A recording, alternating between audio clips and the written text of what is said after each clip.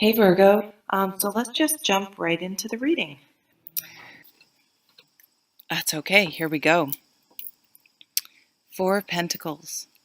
This is a card about, for me, ultimately, about priorities and boundaries. Actually, my favorite depiction of this card, I think, is the Anna Kay Tarot. And it shows a man who's hunkered down behind this stone wall with his things, with his bags of gold and all of his possessions.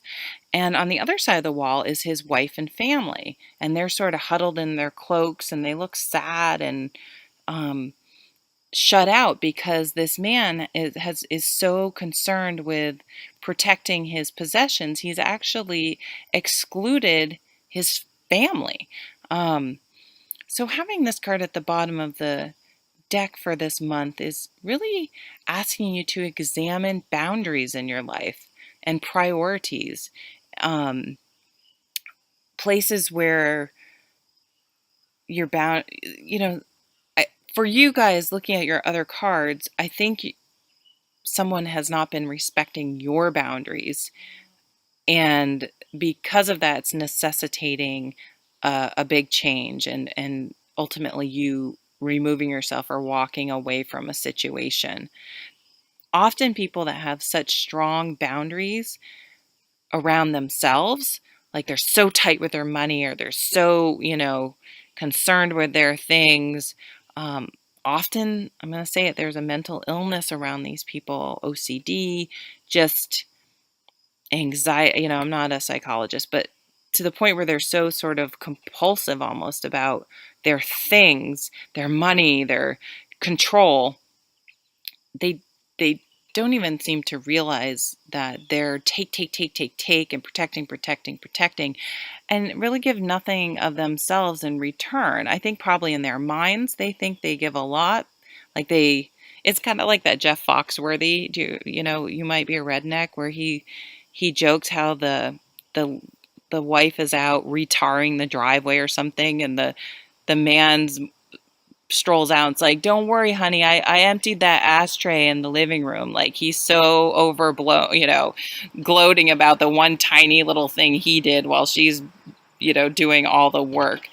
Um, but it's that sort of, they tend to overinflate the few things they do and then just completely discount all the stuff you do. So look for places in your life where that type of dynamic exists. Or that could be you, I don't know. Are you, here's sort of the, bottom line, I think, with things become, when behaviors become issues. If they negatively affect your relationships and more than one relationship, if it's a recurring issue in relationships, then it's something that needs to be examined. And if it's someone that you're dealing with and you know that the other people see this, you're not going to change it. It's not you. And if you stay in those types of situations, it can become very abusive because they have a way of making it be your problem. Okay? So boundaries are huge. Respecting other people's, being able to put up your own. And sometimes people just, it doesn't matter what you do, they don't get it. They can't see it for whatever reason. And in those situations, you need to sometimes physically remove yourself, but you need to stop thinking, at least, that they are valid with their unfair boundaries. So this is a card where you your brain is like, I need to remove myself from this situation. It's like you get it, and it's a plan in your mind to do that. And then this card is a double whammy. It's emotionally, you're an emotionally, so these are two cards: getting away from a mental abuse and emotional abuse, which often go together.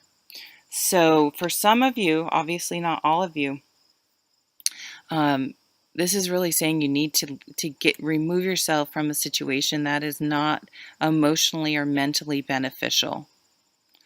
And it is, we do have the strife card, the competition card over here.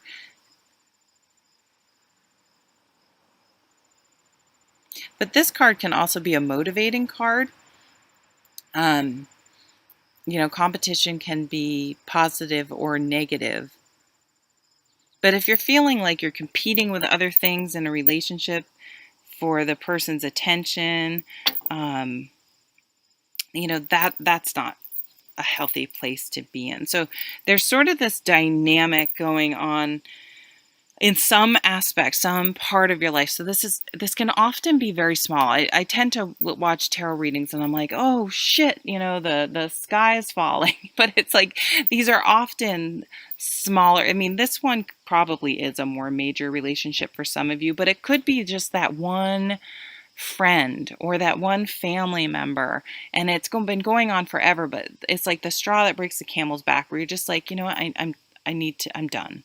And you just, you may say something to them, or you may just literally be like, I'm not pursuing spending time with that person anymore. It could be more of just an internal, I'm not giving that person any more of my thoughts and emotions because it's draining. I'm not getting anything in return. So you have the wish card at the middle of your spread. So what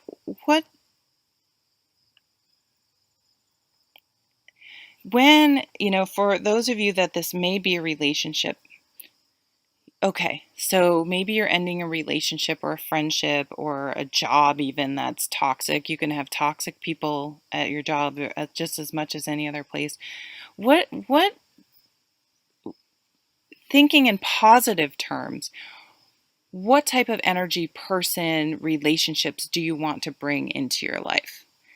How do you want to feel emotionally? What's will be emotionally fulfilling towards you? And really think about in positive terms. I want someone, I am giving and caring, and I want someone who's going to be giving and caring towards me. I want, really think positively about the good things you want to bring into your life. And I do think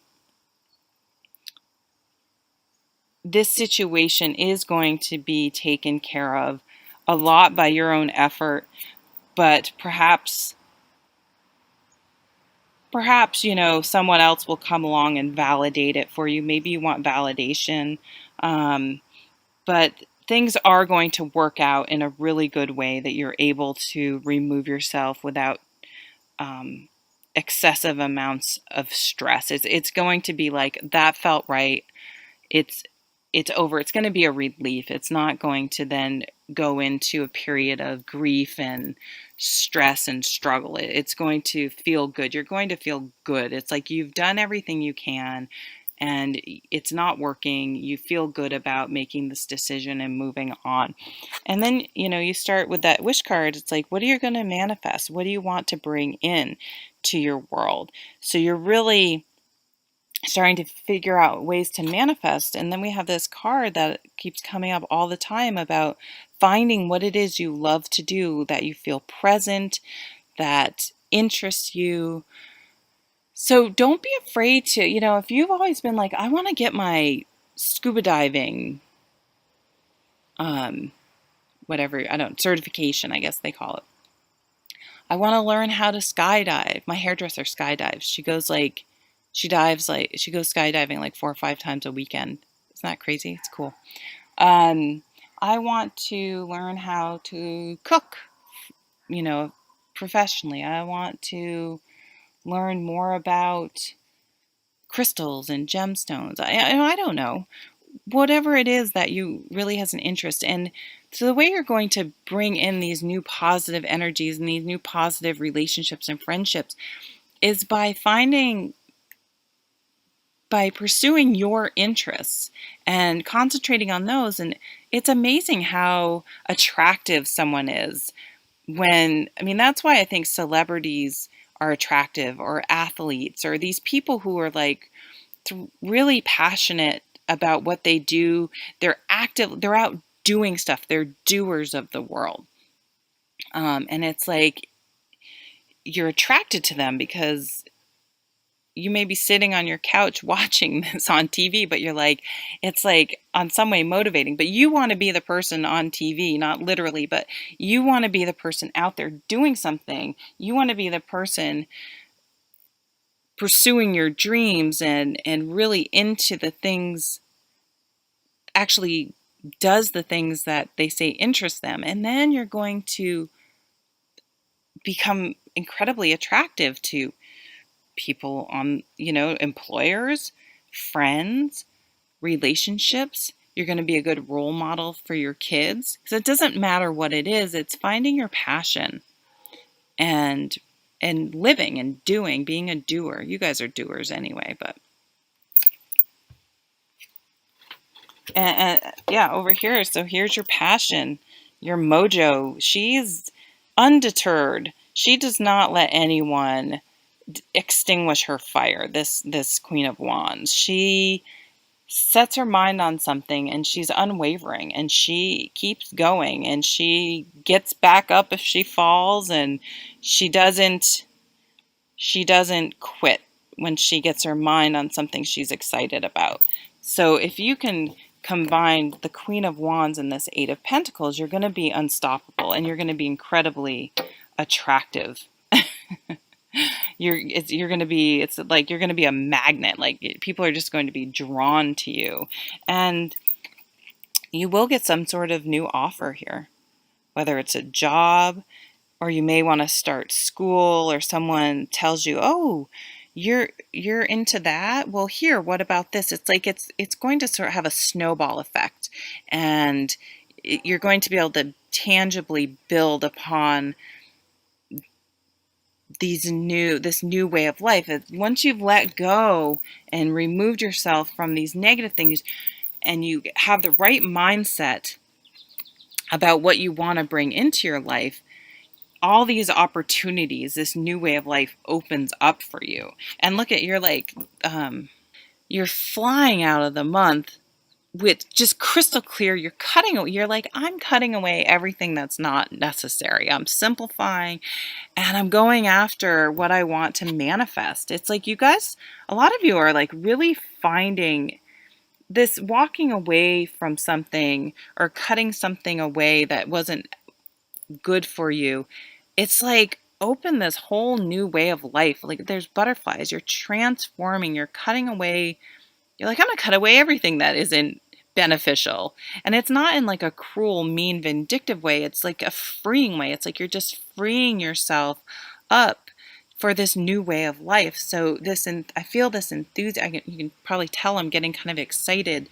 This enthusiasm of the Queen of Wands paired with this Eight of Pentacles it's like you are pursuing your dreams, your passion. You're really out there living life. You're taking off. Your life is going to be taking off. Okay.